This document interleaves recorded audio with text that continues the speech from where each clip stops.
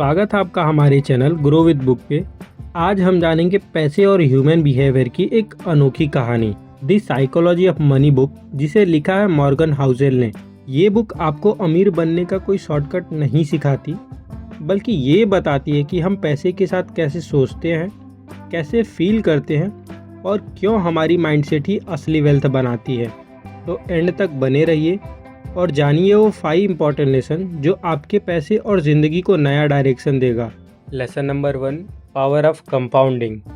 The psychology of money book की सबसे important lesson में से एक है power of compounding. Morgan Housel बताते हैं कि वेल्थ सिर्फ बुद्धिमत्ता से नहीं बनता, बल्कि समय के साथ कंसिस्टेंस एंड पेशेंस से बनता है। वे वॉरेन बफेट का एग्जाम्पल देते हैं, जिन्होंने बहुत छोटी एज से इन्वेस्टमेंट करना स्टार्ट कर दिया था और उन्होंने ज़्यादातर अपना वेल्थ अपने 50s में बनाया। कंपाउंडिंग सिर्फ इंटरेस्ट से पैसा बढ़ाने की बात नहीं है, ये उस एक्सपोनेंशियल ग्रोथ की बात है जब रिटर्न खुद रिटर्न कमाने लगते हैं। ये तभी पॉसिबल है जब टाइम आपके साइड हो और आप अपने इन्वेस्टमेंट को बिना बार बार निकाले लंबे समय तक छोड़ दें। रियल की मार्केट को समय देने में है, ना कि मार्केट का समय जानने में।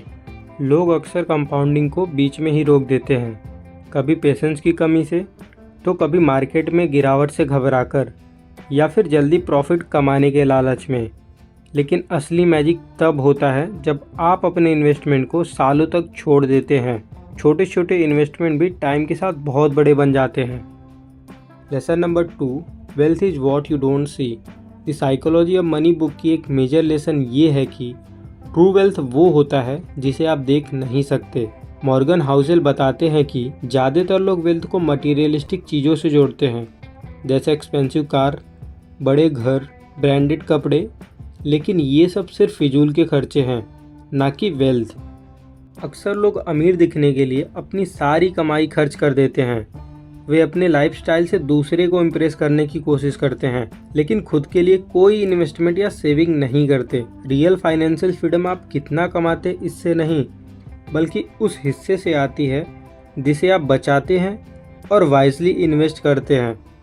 मॉर्गन हाउसेल ये भी बताते हैं कि जब आप किसी को महंगी कार चलाते हुए या एक बड़े घर में रहते हुए देखते हैं, तो ये मत भूलिए कि उसके पीछे हो सकता है एक बड़ा कर्ज छिपा हो, या हो सकता है उनके पास सेविंग बिल्कुल ना हो।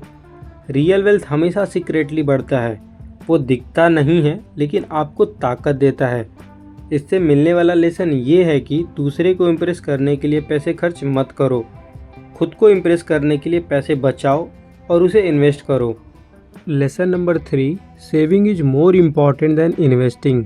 इस साइकोलॉजी ऑफ मनी बुक की मोस्ट इम्पॉर्टेंट लेसन में से एक है कि सेविंग इन्वेस्टमेंट से ज़्यादा इम्पॉर्टेंट होता है।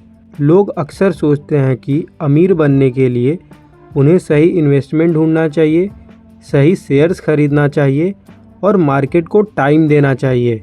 लेकिन मॉर्गन कहते हैं कि रोज़ाना सेविंग ही रियल वेल्थ का फाउंडेशन होता है। सेविंग इतना इम्पोर्टेंट क्यों है? क्योंकि ये पूरी तरह आपके कंट्रोल में है। मार्केट ऊपर नीचे होता रहता है, इन्वेस्टमेंट कभी सफल भी होगा और कभी फेल भी होगा, लेकिन सेविंग एक ऐसा डिसीजन है जिसे आप हर दिन खुद ले सकते हैं। इसके लिए कोई डीप नॉलेज या भविष्यवाणी की ज़रूरत नहीं है, सिर्फ डिसिप्लिन और लॉन्ग टर्म माइंडसेट की ज़रूरत है। यहाँ तक कि अगर आपकी इनकम ज़्यादा नहीं है, फिर भी आप अमीर बन सकते हैं अगर आप खर्चे कम करें और सेविंग ज़्यादा करें। तो जब आप सेविंग को कंपाउंडिंग के साथ जोड़ते हैं, तो समय के साथ ये बहुत बड़ा रूप ले सकता है। मॉर्गन ये भी बताते हैं कि सेविंग आपको ऑप्शंस देता है, जैसे रिस्क लेने का फ्रीडम, करियर स्विच करने का फ्रीडम, नया बिजनेस स्टार्ट करने का करेज, या फिर इमरजेंसी सिचुएशन में सेफ रहने का सहारा। और सबसे इम्पॉर्टेंट, ये आपको मेंटल पीस देता है। वेल्थ का मतलब बड़े इन्वेस्टमेंट या बड़े रिस्क लेना नहीं है, बल्कि उस फ्रीडम से है जो आपकी सेविंग आपको देती है। सही इन्वेस्टमेंट का इंतज़ार मत कीजिए, पहले खुद को एक अच्छा सेविंग करने वाला व्यक्ति बनाइए, क्योंकि चाहे आपकी इन्वेस्टमेंट प्लानिंग कितनी भी अच्छी हो, अगर आपके पास इन्वेस्ट करने को कुछ नहीं, तो वो किसी काम का नहीं। आपके पास सेविंग होगा तो ही आप इन्वेस्ट कर पाओगे। Lesson number 4, getting wealthy versus staying wealthy.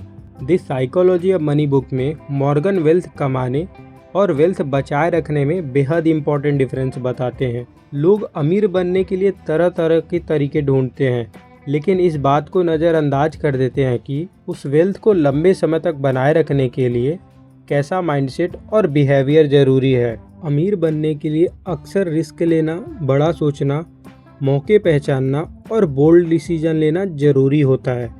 यही वो स्किल है जिससे entrepreneur, investor and risk taker wealth बनाते हैं। लेकिन उस वेल्थ को बचाए रखने के लिए humility, discipline and fear of loss ज़रूरी है।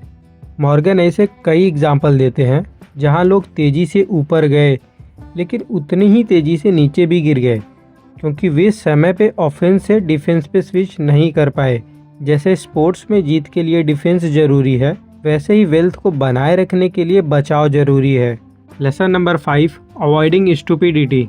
The psychology of money book में मॉर्गन एक यूनिक कॉन्सेप्ट इंट्रोड्यूस करते हैं, जो है लॉन्ग टर्म में फाइनेंशियल सक्सेस पाना किसी ग्रेट प्लानिंग पे डिपेंड नहीं करता, बल्कि गलतियों से बचने पे डिपेंड करता है। यानी अमीर बनने के लिए आपको बुद्धिमान होने की ज़रूरत नहीं है, बस आपको बेवकूफ़ी से बचना आना चाहिए।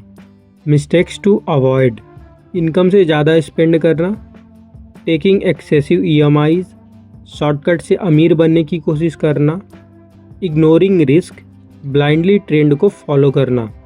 इसे ऐसे समझिए, वेल्थ के खेल में आप तभी जीतते हैं जब आप बड़े लॉस से बचते हैं। एक बड़ा लॉस आपके सालों की मेहनत को एक झटके में मिटा सकता है। इसलिए सबसे इम्पोर्टेंट स्किल है सर्वाइवल, यानी चाहे अच्छा समय हो या बुरा, आप फाइनेंशियली स्टेबल रहो। मॉर्गन इसे फाइनेंशियली डिफेंस कहते हैं। इसका मतलब है आपके पास इमरजेंसी फंड हो, इंश्योरेंस हो, आप लोन फ्री हो और एक इन्वेस्टमेंट प्लानिंग हो जिसे आप सालों तक निभा सके। ये कोई ग्लैमरस मूव नहीं है, पर काफ़ी पावरफुल है। तो ये थे साइकोलॉजी ऑफ मनी बुक के वो 5 इंपॉर्टेंट लेसन्स। अगर वीडियो पसंद आए तो लाइक करें, शेयर करें और सब्सक्राइब करें। धन्यवाद।